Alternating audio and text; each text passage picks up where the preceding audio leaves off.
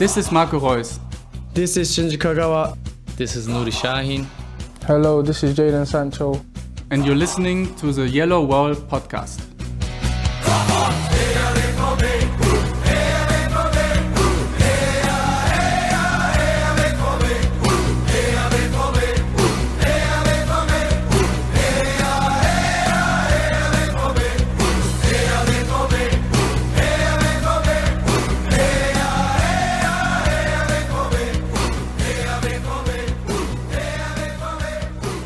Hello and welcome to episode 444 of the Yellowwallpod. I'm your host, Stefan Butzko, and today we will get to preview a game from the top of the table against the second best team of the Bundesliga currently.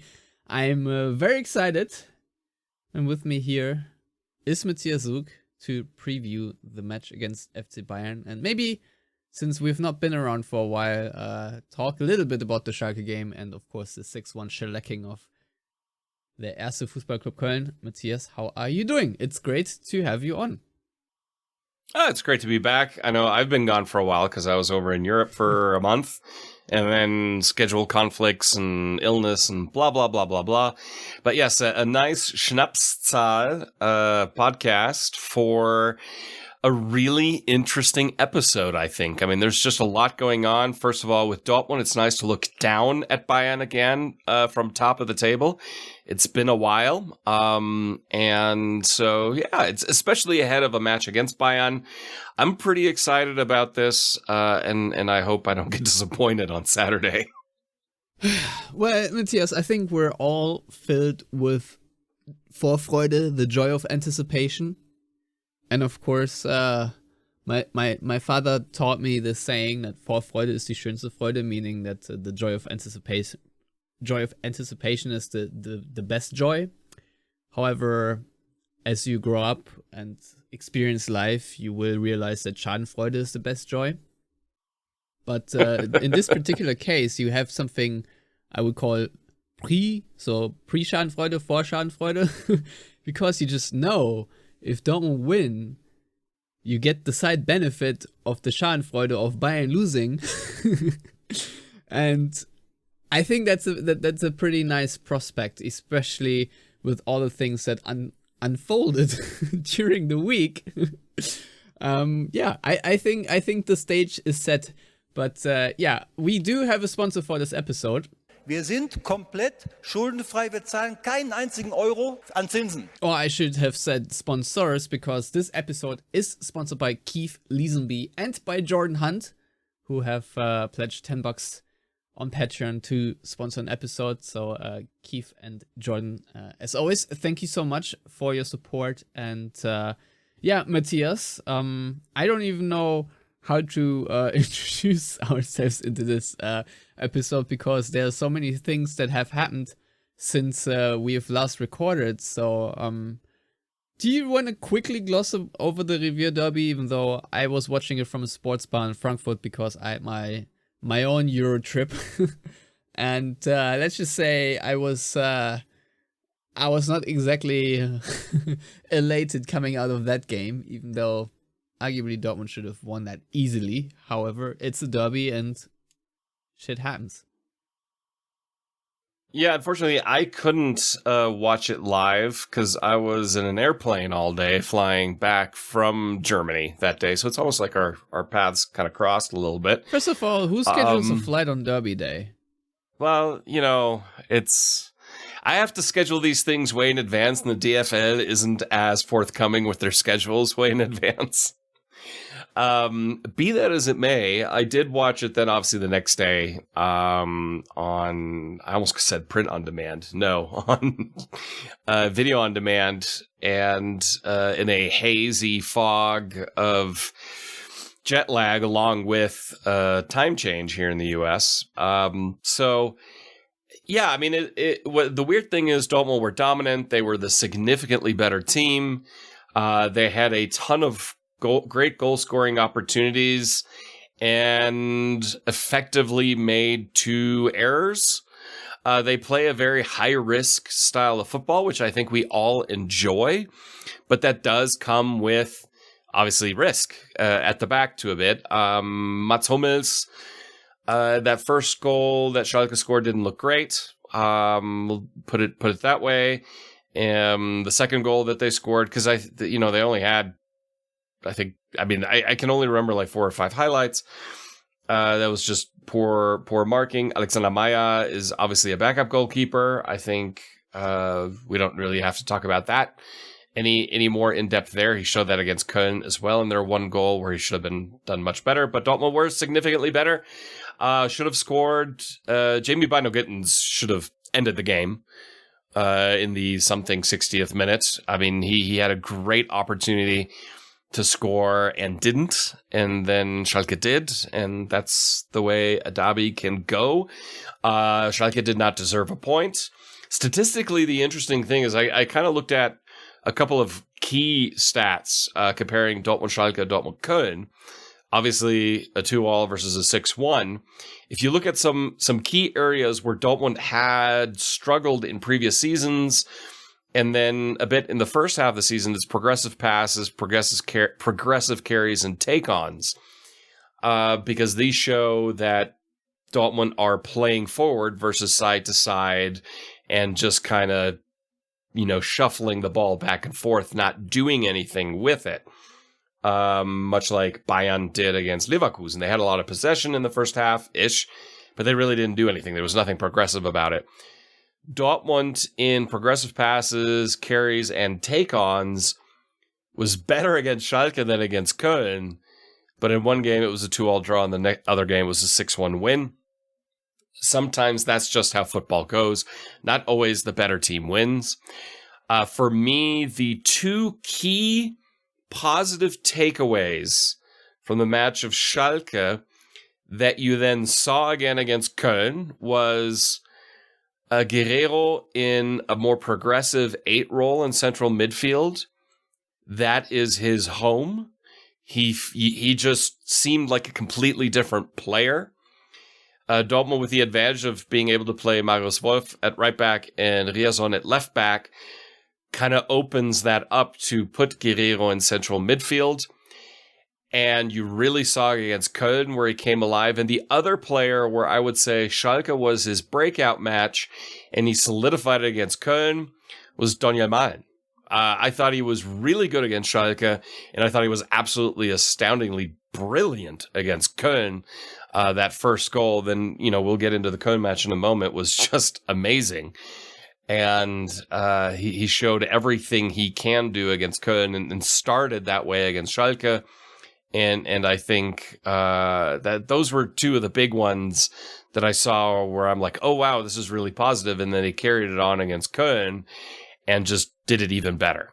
It's funny. We have been doing this for over 10 years now. And I very much remember talking about the more consistent role of Rafael Guerreiro in the midfield when he initially started out in that position under Tuchel, even though he was signed as a left back and, ultimately obviously reverted to the left back position due to the injury malaise on the fullback position. This has never happened. He sort of has been playing left back for, I don't know, how many years now? 4 years, pretty much. Or maybe 5. But I've spent so many episodes speaking about the potential of putting Guerreiro in midfield because that is obviously his best position. And if only you had a left back that could cover for him, so you can make that move, especially against opponents that are deep lying. And if you look at that Cologne midfield, I think it was a little bit helped by the injuries, if you will, because Can was suspended and Özcan had a late injury, of course. So Bellingham, Guerreiro, Dahoud, in my opinion, against the Cologne side, who obviously did not go to Westfalenstadion to play all guns blazing football, I just think that level of creativity from all those 3 players is just impossible to defend. And I feel like have almost failed to mention the effectiveness of our backline especially our center backs in Schlotterbeck and Süle when it comes to passing it out of the back. Because we had a lot of center back pairings in the past, mainly with Hummels, where one guy was the clear build-up center back and one was this destroyer, Subotic and Hummels, obviously the most prominent pairing, but obviously there were others with Socrates and so on and so forth. But with Süle and Schlotterbeck, you really have two players that are absolutely lethal when it comes to the build-up play, and the passes that Süle has played in the Cologne game forward to break the lines of Cologne is absolutely devastating. And I think that is a big credit why Cologne lost so high, just because they had to account for the ball playing skills, the creativity of this midfield trio to then get completely wrecked by the Süle passes. So I don't know about you, Matthias, but after I saw the very lengthy list of injuries we dragged into the Cologne game, and thank God there was an international break, so there could be finally some recovering going on. I did not foresee this game being this decisive and this decisive early on. I mean, we did lead 4-0 at the half, and arguably it could have been higher still. So yeah, and I mean, you mentioned the first goal. We had a line breaking outside of the boot pass by Marius Wolf. Then you had Malen take the ball, nutmeg the defender on a spin move, and then passes off to Guerrero, who obviously has the technique to set itself up for a touch where he can then slot it home with the outside of the boot. It's just overall a very sexy goal, and I have to say, I really do struggle to envision how to defend it, and honestly, there's a debate on whether this was the sexiest goal of the afternoon, because that touch that sets Sebastian Aller up for the 2-0, if I remember correctly, was just as good. The amount of pace in the ball pinging around and the disorder of Cologne's defense at that moment, just ridiculous. But it was so appealing to watch. I mean, the commentators were raving about how, you can always tune into Dortmund because they play such a sexy football, and I can do nothing but agree, Matthias. Well, yeah, those first 3 goals were some of the most sublimely beautiful football I have seen in a long, long time. I mean, we talked about that first one, that kind of pirouette move from Malen. That second goal, where when I rewatched at least the highlights, Malen actually plays an important role because he moves out when Wolf is moving in, and that drags defenders out of position in the sense it spreads them, which opens up that middle, which then you've got that little combo of Bellingham, Reus with that back heel flick, Guerrero, and then Aller, who does striker things and powers it in. And then, of course, the third goal, where it was the chip ball, that was from Bellingham, I believe, into Malen running on, who takes it with his chest and then volleys it. It should have been a goal. That deserved to be the goal. But then he quickly tracked around, got it back, got it to Reus, who then, in typical Reus technique, first. Guerrero, yes, Guerrero, and then Reus, and then the Reus technique. Because if there's one thing Reus is really good at, it's shooting technique. And him scoring the goal that he did. And I do want to also say that Malen, when he scored his goal, which I think was the fourth goal, where you just saw the pure power he can have in a shot where he's not like ripping it, but just straight out of his foot. Which we've all known he has that type of power. I mean, you saw in that match the complete Malen. I mean, every reason why Dortmund signed Malen, you saw in like 20 minutes against Köln. He showed every bit of a technique that he had. And it was kind of interesting, the back and forth on Twitter about it, because Terzic, and I don't know if it's Terzic or just his team around him, but obviously he's the manager, so he deserves the credit. If he deserves the blame in the first half of the season where people are like, he needs to go, he deserves all the credit now. Okay? But the switches he's made, he basically ensured that Can got a call up for the German national team simply by changing Can's position and role in the team, which solidified the back line. Putting Guerreiro then in central midfield, obviously now you have left back that can play there. I mean, Wolf could play left back too, we can't forget. That opens things up, and Marius Wolf also, side note, congratulations, highly deserved call up the German national team. Yeah, and player of the game, apparently. Yes. Yeah, and that is because he has worked his ass off. And we think about when he came from Frankfurt, that first season at Dortmund where he really wasn't good. He then went to Köln on a loan season. It completely changed him. He came back, and simply because of luck, let's be honest, Bledsoe-Brady effect, due to the amount of staggering injuries that Dortmund had, he played himself into contention and then a starting role. And honestly, to me, if everyone is fit, Marius Wolf is an auto start at this point for Dortmund at right back. Because he's also improved defensively significantly. Because at Köln he was forced to play as a wing back. So that taught him that defensive positioning that he had to do under Baumgart in a more pressing system. So, I mean, I think it was under Baumgart. Was that still under Baumgart? I think where so. He played at Köln? Yeah. Was it? I'm not entirely sure. Honestly? Or was that, I don't know. Now I'm completely lost. No. Assure you. No, now I'm questioning myself. But either way, he played at wing back, and that really transformed him. And he actually played well against Dortmund that season, I remember.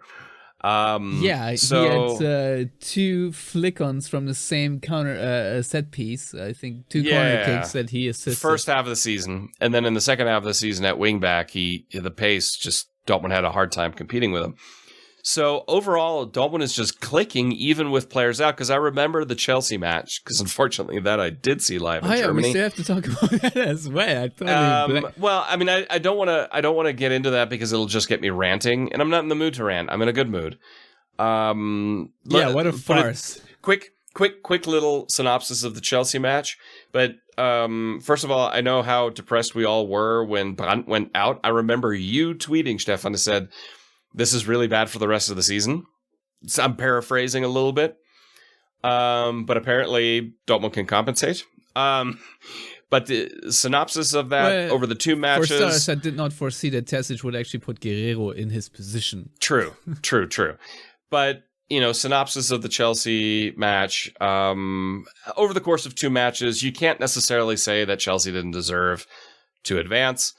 I hate Chelsea, so I will always say they didn't deserve to advance because I hate them so much.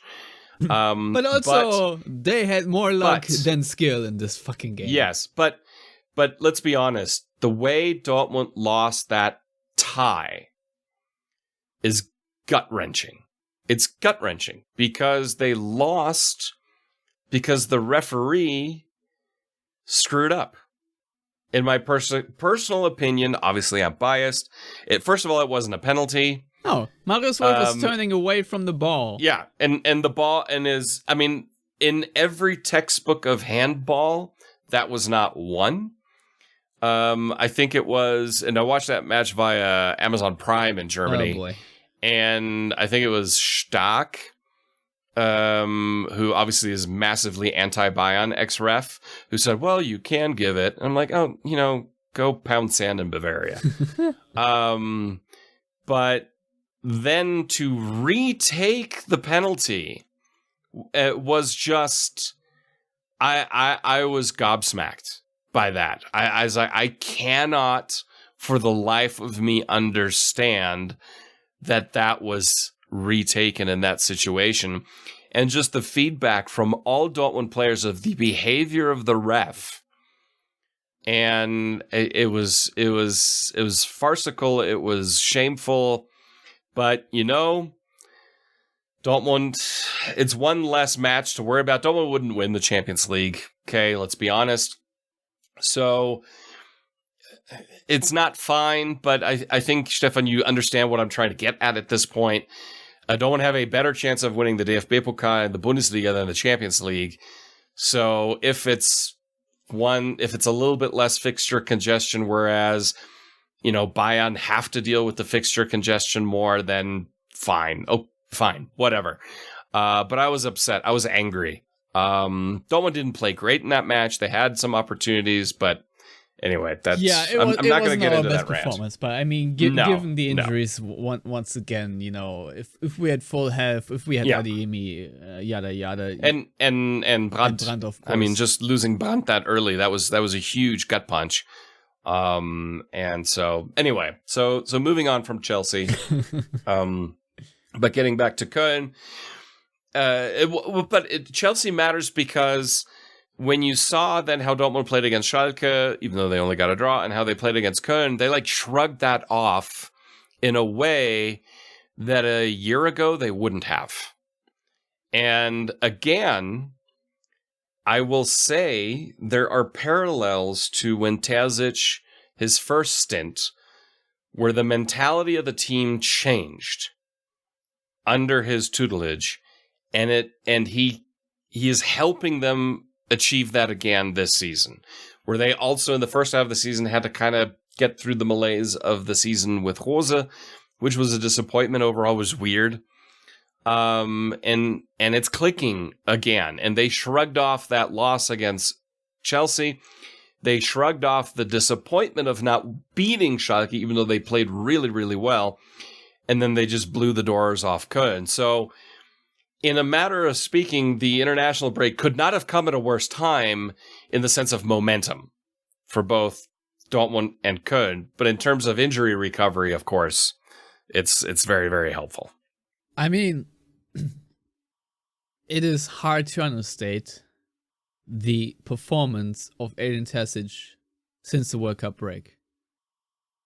And it really does pain me to say this, but I feel like losing against Wolfsburg and Gladbach, the 2-0 loss in Wolfsburg, and then the 4-2 loss in Gladbach, made this possible in a way.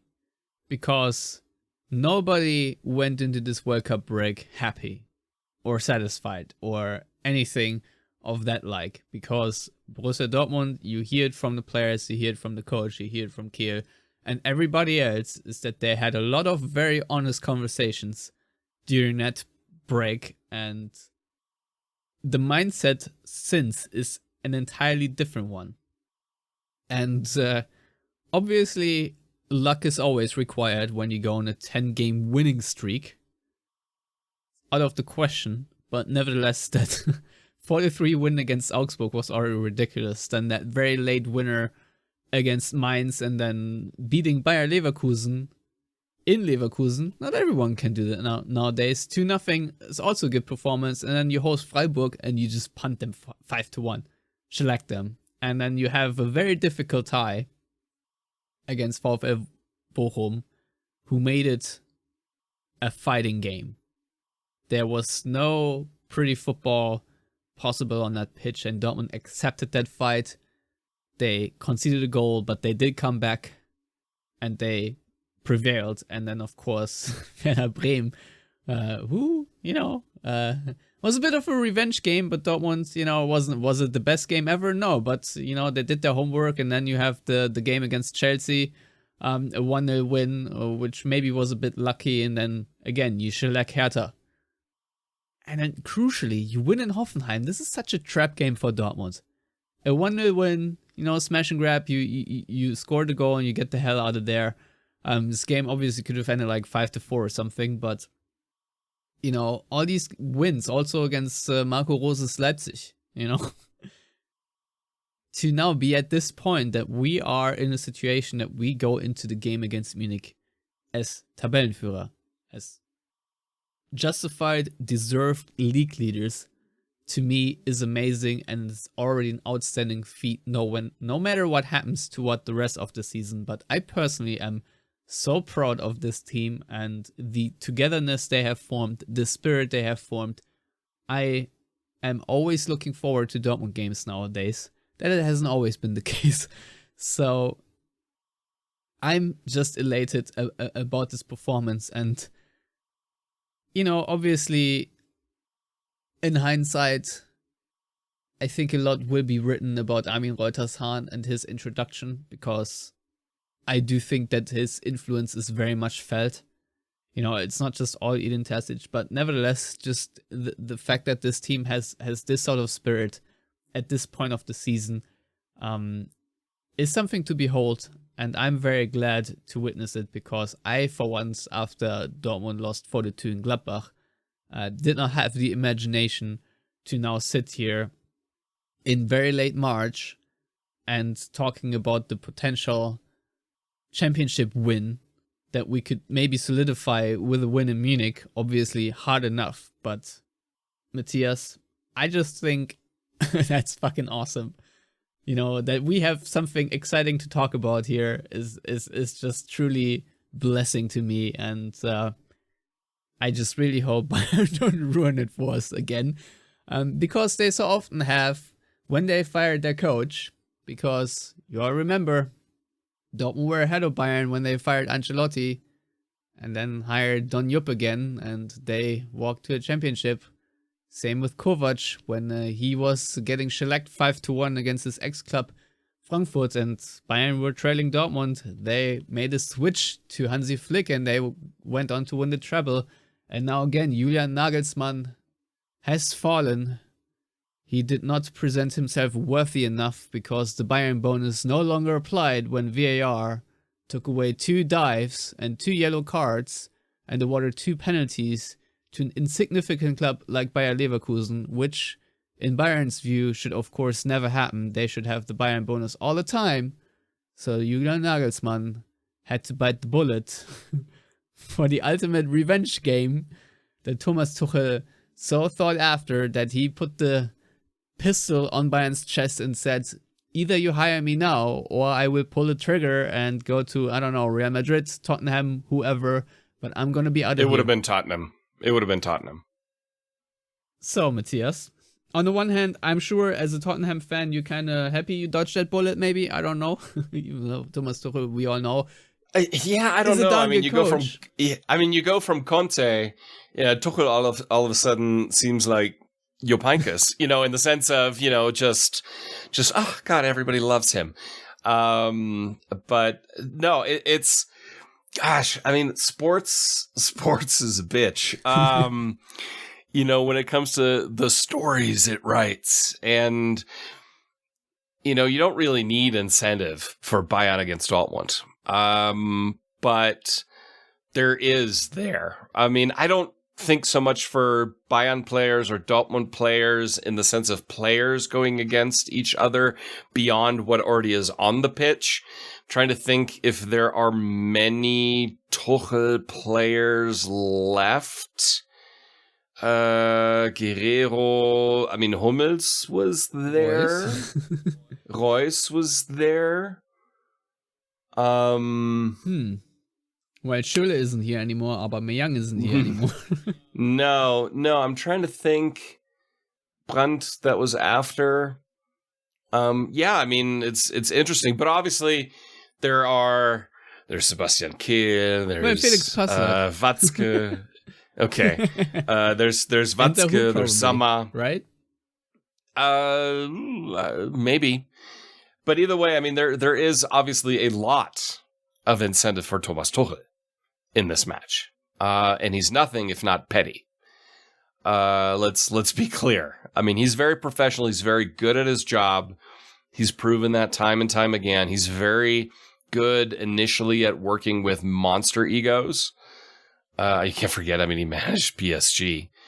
And you don't get bigger egos than you do in that locker room. I mean, let's be honest. I mean, Real Madrid, maybe in Barcelona, but, PSG is right there.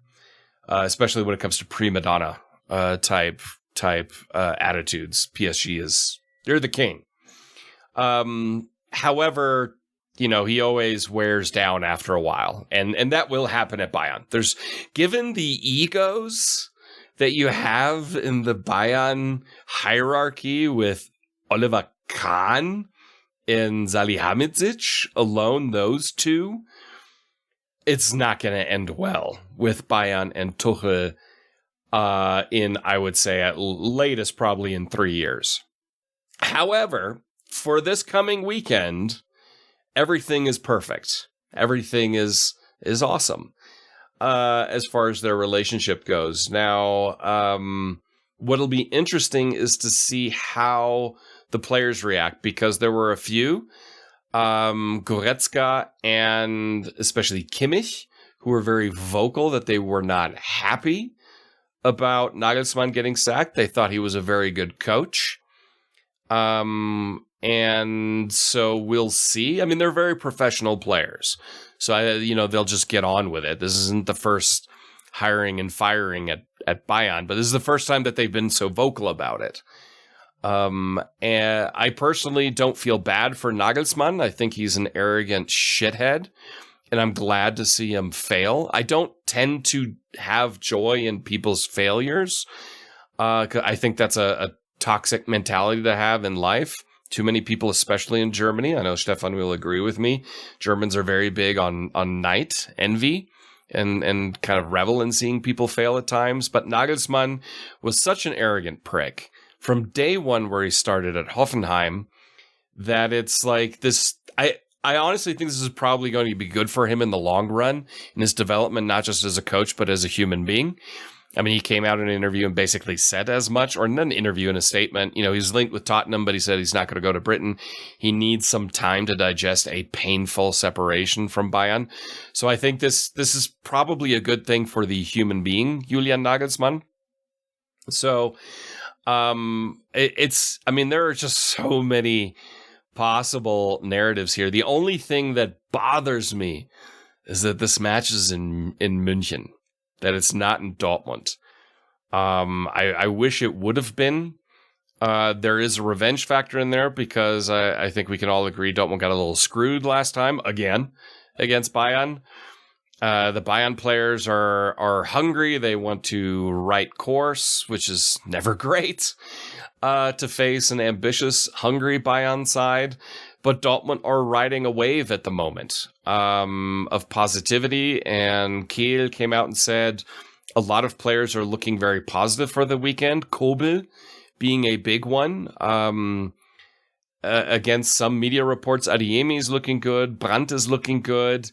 For Bynoe-Gittens, it's probably too early, is what I kind of read there, or saw what Kiel said. Schlotterbeck looks like he'll be fine. Obviously, he left Germany's side international break right now just because of some small injury, but it looks like he'll be fine against Bayern. So for the most part, Dortmund are going to be their full team slate. Özcan will be back, Can will be back. So this is going to be quite the game. Bayern will probably have Choupo-Moting back, which is so weird for me to say the fact that Bayern having Eric Maxim Choupo-Moting back is a good thing for Bayern, because I just don't think he's that great of a player historically. But he is a difference maker for Bayern, because they don't really have a real striker if he's not playing. They tried the "we don't need a striker" thing, and it didn't quite work out. So after Lewandowski, you have learned zero lessons. I know. It's like you had arguably one of the top 3-4 greatest ever Bundesliga strikers, or maybe even one of the best ever strikers. I was going to say, maybe it's in the top worldwide in the Bundesliga. I don't know, but as far as European football or world football in the last 5 to 10 years, he's definitely in the top 3 or 4 of everybody. So that they just thought they could basically false nine it in a way. It's funny, speaking of Lewandowski, not to interrupt you here, but the last meaningful Bundesliga game that Dortmund won against Bayern, I'm not counting this 3-0 on match day 30 where Bayern had already won a championship, was in fact in 2012, where Lewandowski scored the single goal. So that is No, sorry. I screwed up. I looked at a game that was in Dortmund. But it was the same season. Well, it would have been 2012, and it would have been the cup final. No, where Götze scored. The last time Dortmund beat Bayern in Munich at the Allianz Arena was in 2011, where Mario Götze scored a relatively controversial goal, because I do remember that the ball bounced off his arm or hand before he scored it a little bit. So it's before VAR, doesn't matter. Well, not only that, but also I don't know if I mean, probably nowadays this goal wouldn't stand, but I'm still not entirely sure if it really hit his arm or not. And I don't know. It's like, it's not a slam dunk call. Let's put it this way. But if you look at it in like from 50 different angles, you might come to the conclusion that he did touch it with his hand. But point being is, the last time Dortmund beat Bayern in Munich in a meaningful league game, because they did have, I think, 2 DFB Pokal wins at the Allianz Arena, it's a long fucking time ago. I mean, I think that game even precedes the Yellowwallpod, if I'm not mistaken. So, well, yeah, because Yellowwallpod started with the 2012-13 season. Yeah. So just consider that it's been this long that Dortmund won a meaningful game in Bayern, and so, you know, we can talk about Nagelsmann, Tuchel, all this nonsense, but the stakes are so goddamn high right now. And we've been shellacked at the Allianz Arena. It's not been pretty. It has developed into almost a complex for Dortmund. You know, Mats Hummels talked about it, that when he was a Bayern player, he could like just smell the poo in Dortmund's pants. And I think when you talk about the spirit in this team, I have rarely felt this confident in the black and yellows going to the Allianz Arena and come away with a result. Because in my mind, even if it's a draw at the end, that for Dortmund would be a good result. Now, obviously, Dortmund have a much tougher remaining schedule, and, you know, as Kiel said today or yesterday, by no means will this game decide the Bundesliga. But I've also said on the Yellowwallpod multiple times that if you want to win the Champions League, you at least have to win once, if not twice, against Bayern, and most certainly must not lose the direct comparison. So if this is 2 draws through the season and Dortmund win the league by getting more points against everyone else, that to me would also be a giant achievement.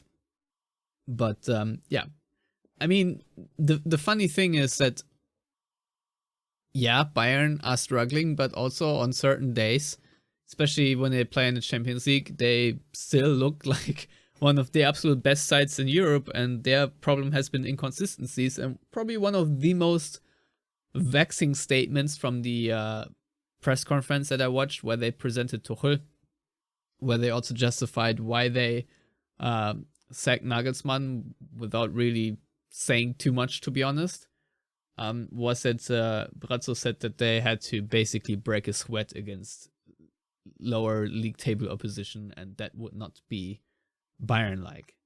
And just that just to me sums up in one sentence how screwed up the Bundesliga is, that Bayern consider it an affront if you have to fight or play hard against, say, teams from position 13 to 18 or so.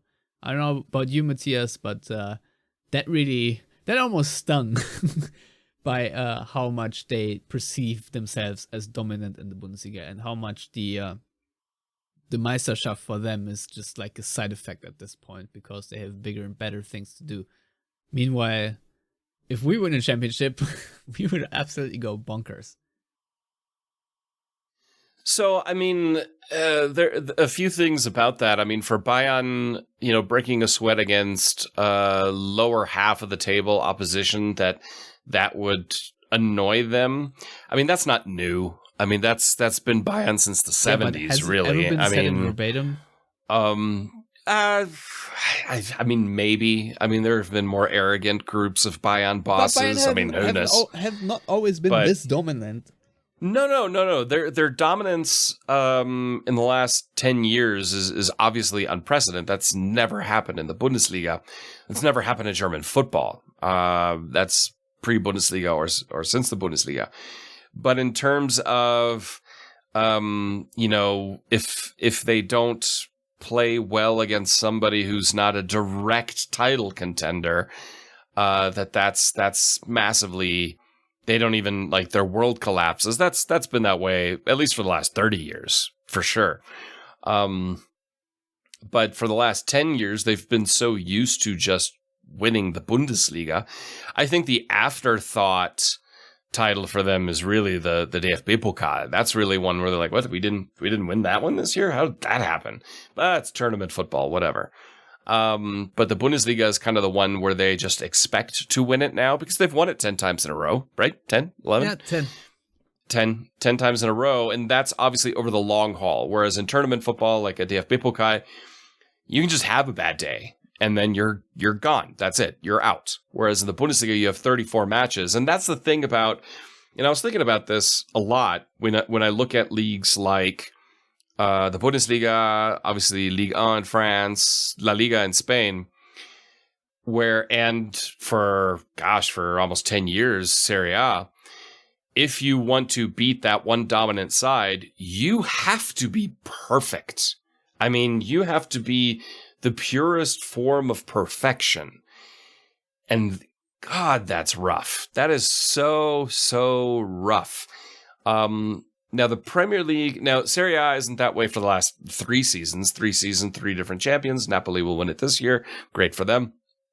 But, eventually that may change again, depending on, how much Juventus invest into cheating again. But in the Premier League, they've cracked that mold to a degree, simply by, gutting their football culture and allowing petrodollars, human rights violation dollars, you name it, we don't give a shit dollars into the league. And that does create competition because now it's about who can spend more. But it's a competition between like 5 or 6 clubs. Then occasionally you'll get someone like Newcastle who'd be like, yeah, sure, we'll go in bed with the devil. Who cares? And it becomes more competitive again. Whereas in the Bundesliga, of course, we have 50+1 for now. Hopefully it stays. Obviously, it got solidified a little bit more over the last few weeks, Hopefully which is important. Applied in full power at Bundesliga. No, of course. Hello. But for me, when you see idiots from outside the Bundesliga say, they should just get rid of 50+1, make it a more interesting league, it's like, no. I mean, I've said it a million times. I'll say it a million times more. I'd rather see Bayern win it to infinity and beyond before Leipzig win it once. I'll be honest. I would take that today. If someone says Bayern win the Bundesliga, you can have Bayern win the next 100 Bundesliga, or Leipzig win it once, and then a few other teams can win it as well. I'd say, no, I don't want to see Leipzig ever win the Bundesliga. Ever. You can call me short-sighted. You can call me petty. I don't give a shit, because Leipzig is that one burning example of you can't allow that to happen. But that being said, it means so much to every club that can beat Bayern in the sense of winning the Bundesliga. Now, we've also said it plenty of times on this podcast before, Stefan, that the quality of football is better in the Bundesliga in the last 10 years than it was in the previous 30 years. But the entertainment in the Bundesliga is as poor in the last 10 years compared to any other time in its history. Because if you look at the 90s and you look at the 80s, even in the 70s, even though that was very dominant, more or less by 2 clubs, in Gladbach and Bayern, except at the end when Köln came in. But the 80s and 90s, and at the first bit of the 2000s, it was significantly more entertaining because you had other teams consistently winning the Bundesliga. Your Köln, your Hamburg, Bremen, Kaiserslautern, Stuttgart. Almost Schalke for 4 minutes. Yeah, I mean, yes, you had Wolfsburg in there as well. You had Dortmund in there. Frankfurt almost won it. I don't know if I'm forgetting anybody else, but I think also, that's it was a title race. pretty much has it. Leverkusen came close. Yes. If you don't have a title race, you don't have stories like Vizekusen. You don't have Schalke winning the Bundesliga for 4 minutes. You need to have this tension, and there were also title races. Remember the Dortmund's first championship under Klopp? It was not against Bayern. It was against Leverkusen. Bayern were third in that season, and they were hapless. Well, or the first time Dortmund almost won the Bundesliga in the back in 1992, it was down to the last match day between Frankfurt, Stuttgart, and Dortmund. Had Frankfurt won their match, they would have been champion. Had Guido Buchwald not scored for Stuttgart, then Dortmund would have been champion. But as it was, Stuttgart were champion. I think Bayern finished 9th that season. I remember the first real memory of football I have is the 85 season, where Bayern won the title on the last match day by beating Eintracht Braunschweig, and Bremen couldn't get past a draw against 13th placed Borussia Dortmund that day. And that was the first time Bayern won the title in, I think, 5 or 6 seasons, because before that it was all Hamburg and Köln. That's what the Bundesliga needs to return to, but I don't think it ever will. I just don't see it happening. I think, and it's not because of the Bundesliga, Stefan. I think it's because of the Champions League. And it is just the cash that goes in there, that Bayern already had that advantage, and that Bayern go furthest in the Champions League because they just have the cash advantage. Dortmund's the next best one. But really, if they get to a quarterfinal, that's already an amazing Champions League season at this point, because all the other clubs in Europe that make it that far have just so much money. And then it's a self-perpetuating cycle where Bayern continuously just get more money than everybody else because of Champions League dollars or euros or whatever. And you just can't compete. It's not the Bundesliga. It's the Champions League that's the problem. It's the same reason why Dortmund have solidified second place. You know, they were right at the Of course. right at the correct time. You know, to have these years of dominance. Could have been any other team, but it was Dortmund who managed to jump on that wave and surf it until this very day. Because it's been, for the last 10 years, Dortmund pretty much have been Bayern's biggest rival, and that has not changed, because look at the table again, you know. But just to circle back a little bit to that news conference, and you talking about, you know, Bayern being too big to fail. There's something that this is like I have a very hard time grasping. And maybe you can help me out here, but it's just listening to this news conference and also to Brazzo in the Doppelpass on Sunday. One thing is just very apparent. Obviously, I personally agree with hiring Thomas Tuchel. I would have done the same. I think it's probably the best coach available for Bayern. And we both agreed pre-pod that they are probably going to be unstoppable next season. So hopefully this is our year. And if not, then maybe the year after that year. Who knows? But that's not my point. My point is that, first of all, this news conference was just full of bullshit. They are just lying their asses off, trying to justify decisions and courses of actions that just never happened the way they claim they happened. Just no way anything happened like Brazzo explains it. But it's also just the fact that neither Kahn nor Brazzo can really answer a question asked by a journalist in a manner where you get the feeling they have cognitively understood said questions. So what I'm trying to say here is, I think Kahn and Brazzo, even though Bayern have been praised for their management quite a lot, I think they're kind of two knuckleheads. And this is sort of my best hope that if there's a demise of Bayern, that they concede in dominance, even though they have all this money, that it's down to these two idiots. That is sort of my last hope I'm latching onto right now. Because I don't know, they just come across as not the smartest people. So being consistently beaten by them hurts extra. I'm not gonna lie about that. Yeah, it's just funny how this whole thing went down. Obviously, a lot of FC Hollywood, and you said it, the Schadenfreude toward Julian Nagelsmann is also not in shortcoming on my end. I too am not the biggest fan of the person Julian Nagelsmann. But that all being said, I've also always said on this podcast that if Dortmund want to win the championship, it will probably have to come after Lewandowski and Neuer either retire or change clubs.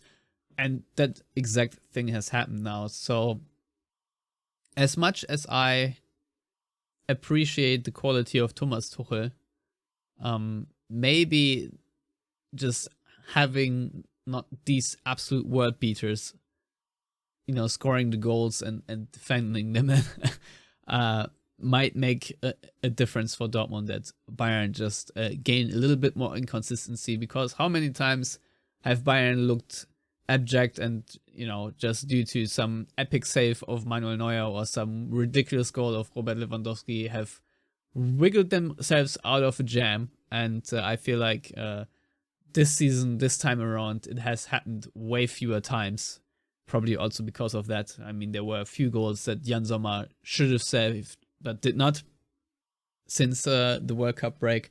So to me, that is a very interesting development. And obviously, I think, considering the financial gap, Dortmund are always at the mercy of Bayern screwing up and underachieving in order to achieve a title. But that all being said, I also personally, whether Dortmund extend with Jude Bellingham or not, I'm pretty content about how our squad is set up for the next years.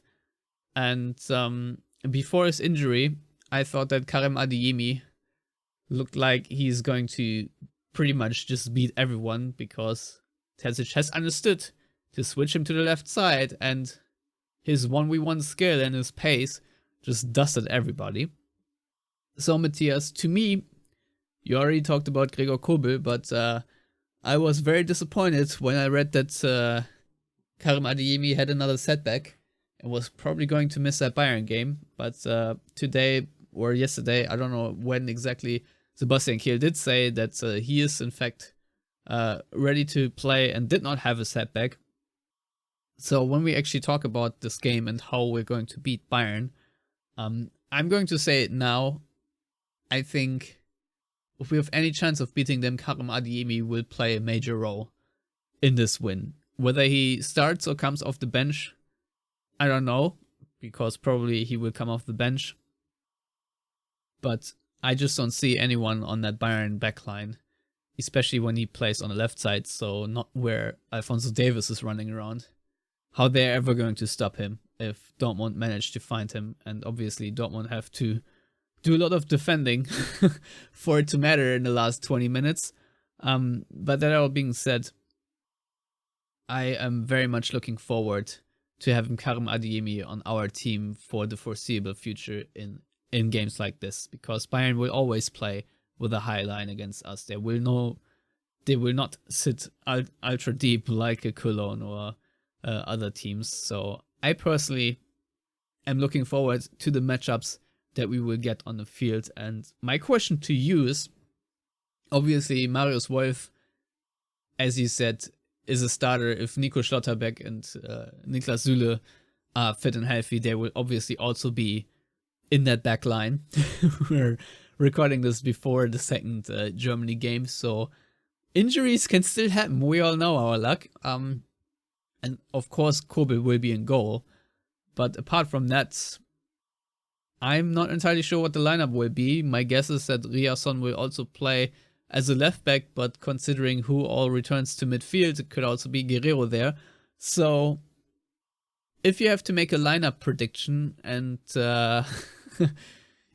think about who should play against who and which matchup and so on and so forth, I cannot wait to hear about your thought process of how you will pick this team that is tasked to beat Bayern Munich in Munich. All right. So putting Wolf at right back, it's a given, especially because that's the Alphonso Davies side. And if there's somebody who can match Davies pace-wise, it's definitely Marius Wolf. His recovery speed is phenomenal.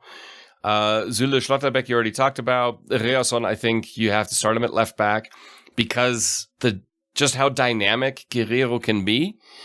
You put him in midfield because Reasson is a significantly better defender than Guerreiro, and you just can't afford to drop your defensive capabilities against this Bayern side. I would be surprised if Can doesn't start in the 6 to kind of drop between the defenders, because that's obviously proven to work. Then the question will be who pairs up with him. It'll be Bellingham and Guerreiro. I think they've proven they can do that. And then you'll kind of see how Can works, how everybody kind of works in that dynamic. I think if Can makes boneheaded mistakes, Salihamidzic will slide right in. It's very like for like in that sense. Salihamidzic is not quite as pacey as Can, but he's a little more level-headed. And you're not losing much in terms of just kind of the bite defensively. Alea will start as striker. That's to me a given. And then the wings. Given that Brandt and Adeyemi are coming off of injuries, I personally would start Reus and Malen at the wings. And then Adeyemi and Brandt on the bench to bring them in if and when needed. Because just if you start with Reus, given he played really well, and kudos to him. He's the second highest scorer now in club history for Dortmund. He got past Michael Zorc and is only behind Adi Preisler at this point. And he's the only one of those three who hasn't won a German title. So let's just can we just say we need to win for Marco Reus. He cannot end his career at Dortmund without winning a title. And I feel like of all the years, this should be the one just for Marco Reus, because obviously his contract extension is up in the air, but he is also playing really well and still, I don't want to say his prime, but he's still in a very capable difference-making position right now. And obviously, I don't know if that is still the case in 1 or 2 years' time. And as you always say, there's no worse phrase in sports than there's next season, or we'll get them next time. This is it. So make it count, and I think Marco Reus will score on Saturday, because he almost always does against Bayern. Even if we lose, he manages to find a way. And he's going to be hyper motivated for this one. Well, who isn't? Of course, but the reason why I would start Reus is just because not just captain and leadership and all that stuff, and he still has the pace and the technique, blah, blah, blah, but his off the ball skills, his pressing is really, really good. His pressing resistance is really, really good. I would put mine on the right-hand side because, again, it'll keep Davies honest. It has to, because you've got Wolf. I mean, you're basically matching pace side against pace side at that point. And it'll help to keep Davies honest, because if he goes forward too far, and you get one of those passes from Süle or from Bellingham or Guerreiro or whoever, because Dortmund have a lot of really good passers who can pass to that right side of the pitch and spring open the opportunity for Malen with his pace, then Bayern are in a world of hate. Now, if you notice, world of hurt. And hate. Well, they will be. But they will be fuming. They will be, yeah. But if you notice that mine kind of reverts to bad type in terms of his pressing isn't good, his pressing resistance is good, his work rate drops, well, then it's really simple. You throw in Adeyemi and or Julian Brandt at that point. Even though, to me, Brandt is more a like-for-like replacement for Reus, if you put him in the wing, and Adeyemi more for mine, just because of, pace and whatnot. But even if Malen plays really, really well, and then Reus, starts slowing down course of the match, imagine it's a tie game going into like the 70th minute, and then you bring on a fresh Adeyemi for Marco Reus or Donny Malen. I mean, it just that in itself already is a huge bonus for against Bayern for Dortmund coming into this match. Which, I mean, I'm not going to say I'm optimistic. I've been watching the Bundesliga for a very long time because I'm old, children. But it's as most optimistic I've been against Bayern in a very long time. I wasn't optimistic under Rose. Under Favre, I wasn't really. I haven't been this optimistic since Tuchel, and unfortunately that didn't go well either. Tuchel's first season. But there was always weird games where like Piszczek had to play left back and stuff like this. Correct. Yeah. Weird stuff like that. So I think Dortmund is just set up really well to beat this Bayern side. Now, obviously, Bayern can beat Dortmund. There's no question about it. They're really, really good, guys, in case you didn't realize. But I think Dortmund matches up. Now, when you look at matchups, this is the best matchup Dortmund have against Bayern in a very long time. Very long time. I do want to say one quick thing, not specific about the match, but about Guerreiro, because I kind of threw this out there on Twitter during the last match, because Dahoud played really, really well against Köln. And I was bummed when I saw the news that Dahoud's contract won't be extended, because he came along leaps and bounds. I was one of his biggest critics in the beginning, and I've become one of his biggest supporters. And obviously his injury in the first half of the season basically meant he lost his spot. And that can happen in sports. It's just the way it is. However, Dahoud is surplus to requirements at this point in Dortmund's midfield if a few things happen. I think Can is going to stay because he's found his spot, and he's too expensive to get rid of at this point. Özcan, I think, is going to stay. Now, if Guerreiro will long-term be in midfield and Dortmund bring in another left back, I would expect them to extend the contract with Guerreiro, and then you don't need Dahoud. Even if Bellingham leaves, because it's a different type of player, it's just he wouldn't have a place in that side, and so I can kind of see that decision. Now, having seen Guerreiro again playing in central midfield, I can see where the thinking is probably coming from. I mean, the thing about the season is it has shut me right up in so many cases. I mean, I have been the biggest Emre Can hater, get out of my club kind of guy so many times, and then what happens? He plays well. I've said pretty definitively that I've seen enough of Rafael Guerreiro's nonsense, and yet here we sit again, and extending his contract seems plausible in this current setting, in light of recent events. And even Julian Brandt, who had to be doubtful of for a time. He, now it's flipped. Now it's like, okay, is he even gonna re-sign with us, or is he gonna leave for better things? It's funny how this works. And even Donny Malen is looking good. I'm just waiting for Gio Reyna to have his breakout season now, but who knows? Might be right around the corner. I mean, Marius Wolf, I've said only once that I think his time was over, and that was before Dortmund sent him away on loan. Or when he returned, I'm not entirely sure anymore, but I've seen very early on the potential of Marius Wolf if he's just a role player, and the fact that he is playing the right back position now and so well, I think we've actually found a starter in him, and that is amazing because he has so many skills. So just talking about this just tells you a lot about the coaching that has been going on this season, and how many players have turned around their form.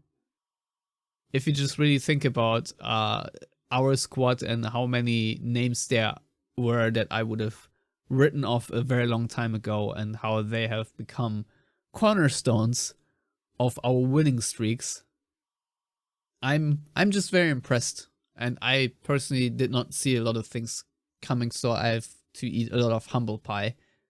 But yeah, it's just amazing that we have these developments, and as I said, now we actually have a core foundation to build a team on. I mean, we haven't talked about it much this episode, if not at all, but obviously Sebastian Haller did score 2 goals against Cologne. But more importantly, I think he's going to be of much more value next season than he is this season, because you can still see how he is in recovery and he is still far away from being at the peak of his strengths. But I've seen a full strength Sebastian Haller, and it is lethal in so many ways and so many reasons. And I think he will also become important against Bayern, not because I expect him to score a lot of goals, but I do expect him to have a sniff against De Ligt and Upamecano and against whoever else he will be playing when it comes to hold-up play, because as we all know, that is always a key element in beating Bayern. This is why Dortmund fared very well when they had Lewandowski against Bayern, not because he scored 1 million goals, but because he managed to allow, with sometimes even a simple punt, for Dortmund to relieve some pressure on Bayern, but also just passing it out the back line or, through midfield to Lewandowski and him just retaining possession for that extra second and pass it off. That just makes a world of difference. And that is a skill that Sebastian Haller possesses. And it is something that Bayern have struggled with a lot this season, is when someone is able to maintain possession despite their very aggressive pressing waves. So that is something I personally am looking forward to, and looking forward to seeing how this will shake out, because Sebastian Haller has that skill set, and he has teammates that can find him, as I said early on, with Schlotterbeck and Süle, of course, but also other very highly skilled midfielders. So I personally am just looking forward to this, and I do wonder how many stints of pressure we will have, because I don't think it's going to be a very one-sided game where it's just Bayern pushing the entire time and Dortmund being on the back foot from the first minute to the last minute. Maybe I'm wrong about this, but I feel like it's going to be a relatively open game, and so the little details will decide it. And I for one cannot wait. So Matthias, unless you have any other thoughts, I think it's time for predictions. Or maybe we should abstain and not jinx us. Maybe we should do that. So just say your final thoughts. My final thoughts. I mean, 2 things I do want to talk about. One, final thought. Yeah, I think not a scoreline prediction, but win, lose, or draw. Let's just keep it safe like that. And I am going to say Dortmund are going to win, and I'll just leave it at that. Well, I'm not going to say anything. I just decided for myself that if I say they're going to win, they're not. So, and I also don't want them. I don't want to say they're going to lose, so I'm not going to say that either. And a draw is kind of boring, isn't it? Even though, So yeah. But now let's take this mental exercise a little bit further. Oh boy. And I'm kind of looking. You're bringing ahead. in all kinds of trouble here. Yeah, looking ahead a little bit to both clubs' schedules. And this is, honestly, it's irrespective of result. Win, lose, or draw. Dortmund have a very difficult April ahead of them. They've got Leipzig in the Cup next, then they have Union Berlin, thankfully at home, and then Stuttgart, who are fighting against relegation. Then they've got a Frankfurt side, which is always difficult, and a Bochum side, which is difficult in fighting against relegation. So it's a very difficult April. However, when I look at May, yes, names on the tin, not easy sides. Wolfsburg, Gladbach, Augsburg, Mainz. However, in May, I think none of those 4 teams will have anything to play for. I think those are dead rubber matches for those teams. And Dortmund will, irrespective of result this coming weekend, will absolutely have something to play for in that time. So I would say if Dortmund can get through April relatively unscathed, I'm not worried about May. if I look at Bayern, now Bayern have 2 more matches in April because they have the Champions League against Manchester City.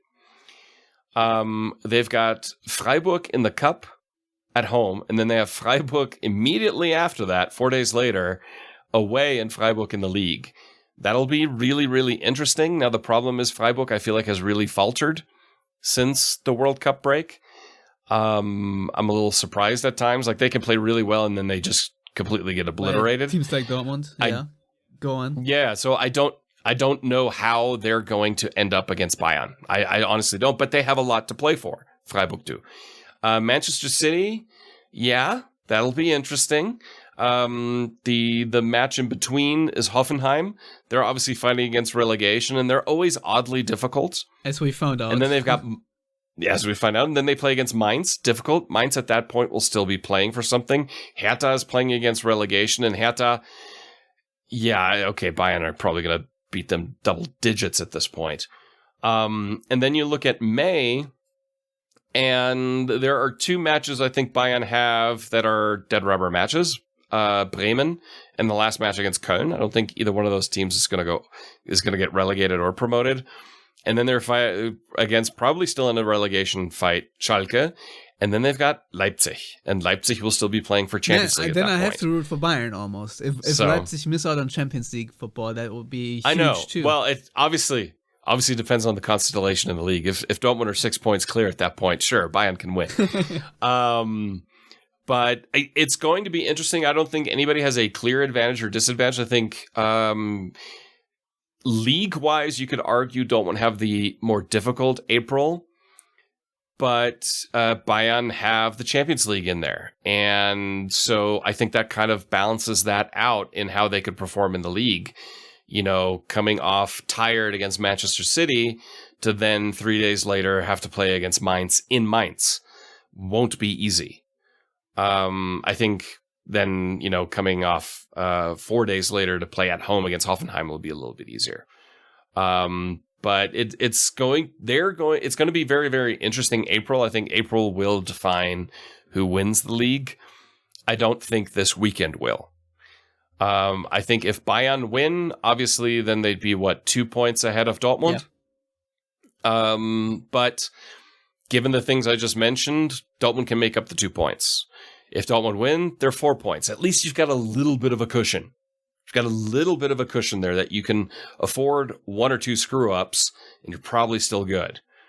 If it's a draw, it's just as tight as anything else. So it'll be an interesting run-in, but what's wonderful, what is truly wonderful, Stefan, is that we're at the end of March, and that at the beginning of April, it won't change no matter what the result is on the weekend.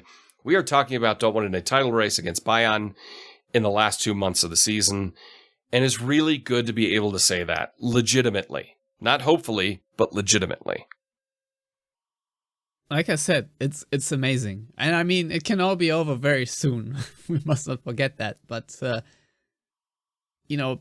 people when that Tuchel news came out, were a lot of I've seen a lot of resignation in Dortmund fans because they've seen this happen often before. But I've said, I'm not betting against this Dortmund team currently in any scenario because they have something going, they have something cooking they haven't had in a while, and I don't know why. It just seems like a guy, like a dude of destiny. I'm not entirely sure how this is happening, but he just does. There's just something about this coach that is managing something that that others have not. Even though I do think there are let's say more gifted coaches out there from a tactical standpoint, but he has managed to light a fire in Dortmund again, and I think the Favres and Roses of the world just did not manage that. And that is also one point I made coming away from that Bayern news conference. Neither the president, the press officer, Kahn, Brazzo, or Tuchel, nobody talked about the Bayern fans. Like, they did not exist. And I don't know about you, but if I'm starting a job as the coach of any football team, I want to get the fans involved. I want to create a sense of togetherness. I want to create a spirit. And it's just nothing of that.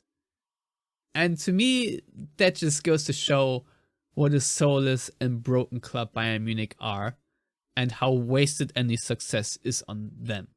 So, with that in mind, it is time to lay their leather pants off. And Edin Terzic, as he noted, so why would you even want to see them naked? I don't care. I just wanna humiliate them while having fun. So in that regard, everyone listening, thank you for listening. Have a great weekend, and we shall be back with another episode. Most definitely after the game, to either discuss the despair we are in or the unbridled joy. Until then, as always, stay solid and goodbye.